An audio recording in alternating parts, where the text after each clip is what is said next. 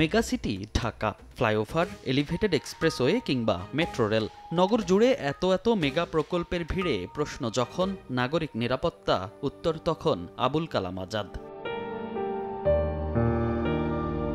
২৬ অক্টোবরের দুপুর ফার্মগেট মেট্রো রেলের নিচে হেঁটে যাওয়ার সময় ওপর থেকে বিয়ারিং প্যাড খুলে পড়ে নিহত হন আজাদ। তারপর থেকেই আলোচনায় মেগা প্রকল্পের নিরাপত্তা। প্রশ্ন ওঠে একমাত্র উপার্জনক্ষম ব্যক্তিকে হারানো পরিবারের ক্ষতিপূরণ নিয়েও।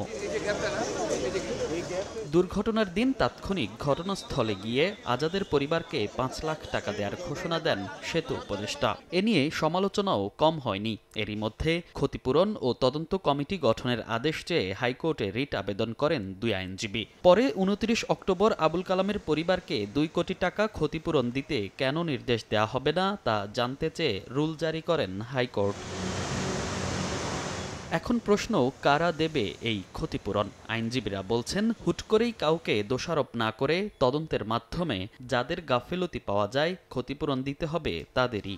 কারা ওন করে, কারা চালাচ্ছেন, এর সবারই দায়িত্ব আছে। যিনি কন্ট্রাক্টর তার নেগলিজেন্স থাকলে এটা কমিটি একটা করেই করতে হবে। এটা কিন্তু আপনি হুটহাট বলতে পারবেন না যে এই এমডিকে দেওয়ার জন্য, হুটহাট বলতে পারবেন না কন্ট্রাক্টরকে দেওয়ার জন্য, তাই না?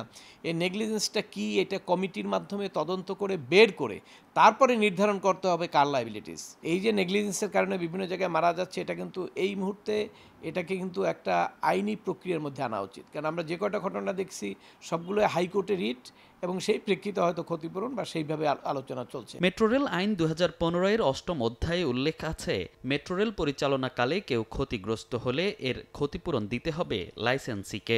সেক্ষেত্রে দায় আসে ডিএমটিসিএল এর ওপর। তবে ডিএমটিসিএল এর ব্যবস্থাপনা পরিচালক বলছেন, এখনও ঠিকাদার থেকে প্রকল্প বুঝে নেননি তারা, তাই পুরো দায়িত্ব নিতে হবে ঠিকাদারকে। সেই সঙ্গে ত্রুটিগুলো ঠিক না হলে পারফরমেন্স সনদ দেয়া হবে না বলেও জানান তিনি। হাইকোর্টের রোল যেহেতু হয়েছে, এটা আমরা তো মানতেই হবে। কিভাবে মানবো, কতটুকু মানবো, সমস্ত কিছু সময় সাপেক্ষ। খালি নীতিমালা কোনোটাই নাই, এখন এই জায়গায় নাই, মেট্রোর জন্য কোনো সেপারেটলি নাই।